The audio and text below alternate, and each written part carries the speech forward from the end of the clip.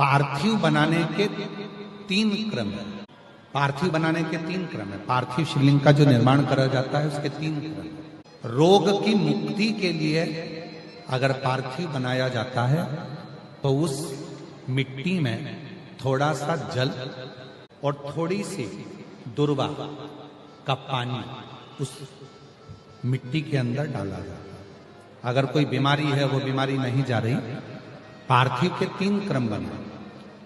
अगर कोई बीमारी नहीं जा रही है तो आप पार्थिव शिवलिंग अगर बनाते हो, मिट्टी का शिवलिंग बनाकर पूजन करते हो, तो उसमें जल मिट्टी में और दुर्वा, दुर्वा बोलते हो कि दूब बोलते हो, जो गणेश जी को चढ़ती है दुर्वा, उसको पानी में डालकर उस पानी को मिट्टी में मिलाकर फिर पार्थिव बनाया जाता है रोग की मुक्ति के लिए। दूसरा, जिसको संतान नहीं होती, पुत्र की प्राप्ति नहीं है, संतान की प्राप्ति नहीं है, गोदी में औलाद नहीं है, कोई छोरा छोरी नहीं है, कोई बेटा बेटी नहीं है, संतान नहीं है, सालों हो गए, पार्थिव रोज बनाती है, तो उस मिट्टी में अगर थोड़ा सा आधी चम्मच 1 चम्मच गाय का दूध मिलाकर फिर पार्थिव लिंग का निर्माण करे पानी के साथ मिलाकर, तो उसके घर में दूध पार्थिव में डलने से पूत जरूर आता है, निश्चित।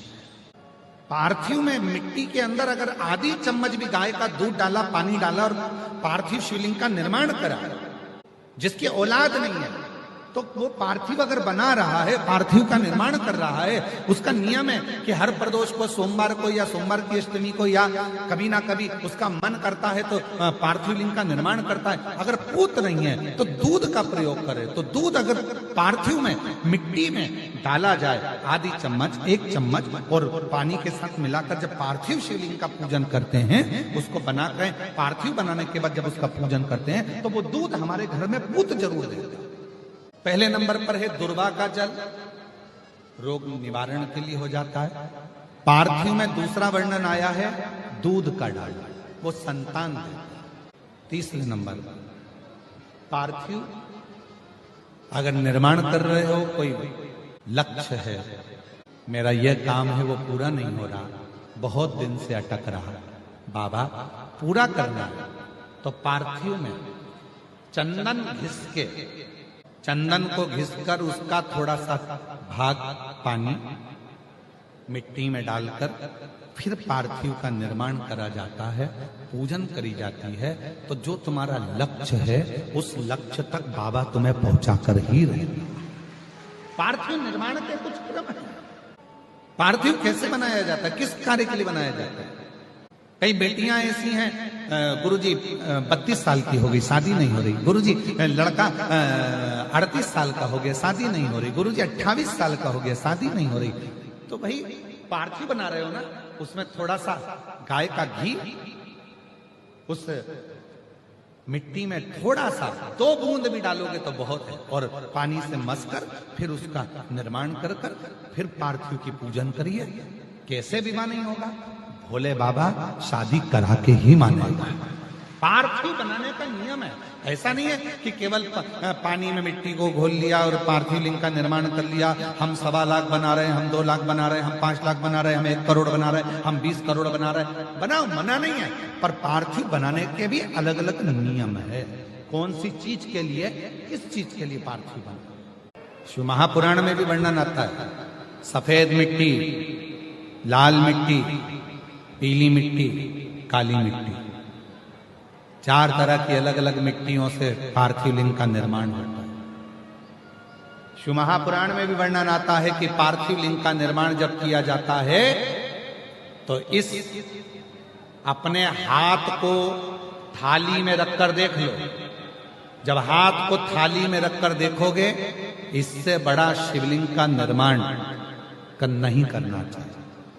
इससे जितना छोटा शिवलिंग बनाओगे उतना सुख है।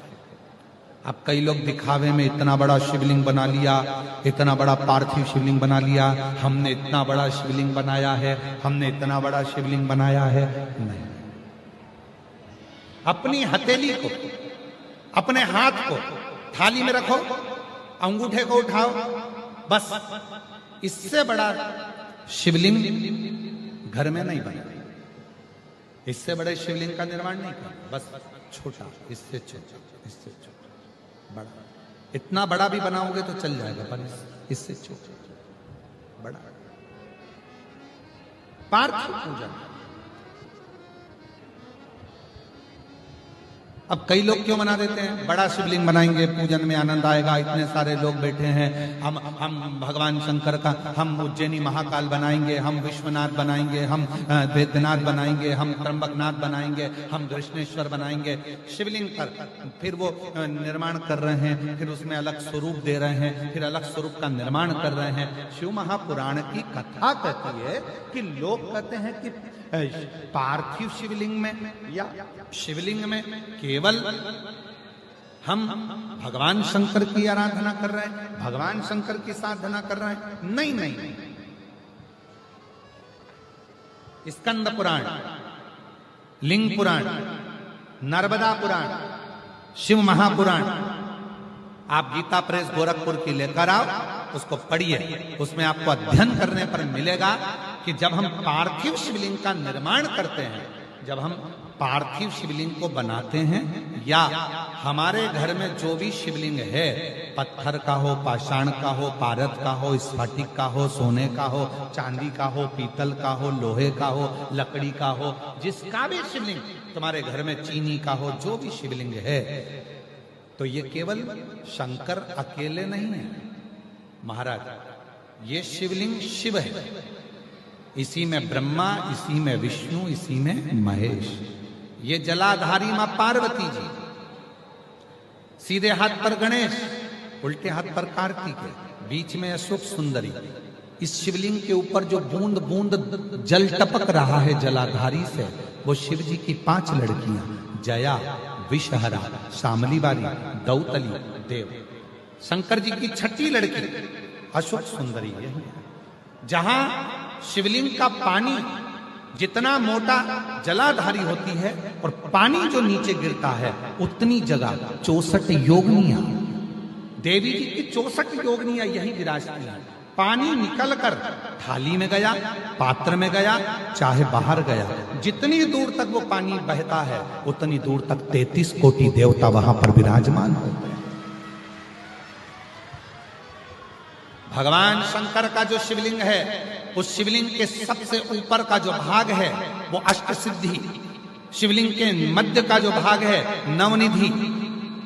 भगवान शंकर के शिवलिंग के पूरे स्वरूप में, शंकर भगवान के पूरी जलाधारी में, शंकर भगवान के पूरे स्वरूप में शंकर, इसीलिए हमारे सनातन धर्म में शंकर भगवान की जैसे ऊपर मूर्ति दिख रही तुमको, सबसे ऊपर देखो, जैसे शंकर जी की मूर्ति दिख रही है, समाधि में लीन है, नेत्र बंद है, भगवान शंकर की जटा है, हाथ है, छाती है, वक्षस्थल है, जंगा है। हमारे सनातन धर्म में उस मूर्ति से ज्यादा उसके नीचे जो शिवलिंग दिख रहा है तुम्हें काला कलर का, हमारे सनातन धर्म में मूर्ति से ज्यादा शिवलिंग की पूजन है। क्यों है? क्योंकि इस केवल अगर मूर्ति होती तो उसमें केवल शिव होते, और अगर शंकर का शिवलिंग है तो इसमें 33 कोटि देवता, अष्ट सिद्धि, नवनिधि, 64 योगिनी, 33 कोटि देवता, जगत जननी जगदम्बा, गणेश, कार्तिकेय, अशोक सुंदरी, जया, विषहरा, शामली बारी, दौतली, देव, ये सबके सब एक ही शिवलिंग में है। इसलिए हमारे सनातन में शिवलिंग की मूलता है।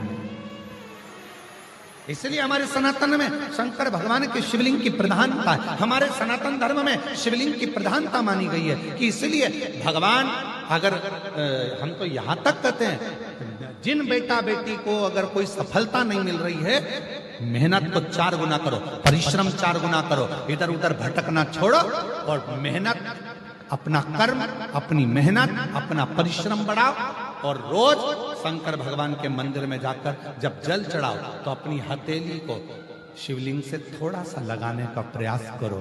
अष्ट सिद्धि, नवनिधि तुम्हारे घर में आना प्रारंभ हो जाती है। अष्ट सिद्धि हम क्यों कहते हैं?